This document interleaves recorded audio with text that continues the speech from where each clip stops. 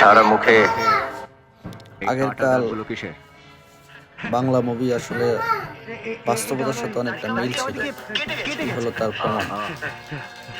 তা আপনার কপালেও দাড়ি গজায় না? এগুলো তো স্পষ্ট নখের দাগ।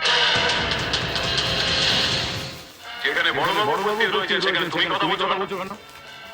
ওনার মুখ তো আপনি সোনার সুতো দিয়ে সেলাই করে রেখেছেন, উনি কি করে কথা বলবেন? স্যার, স্যার আপনি এক্ষুনি রঞ্জনবাবুকে অ্যারেস্ট করুন। কি পাগলের মতো বলছেন? কি প্রমাণ আছে আপনার কাছে?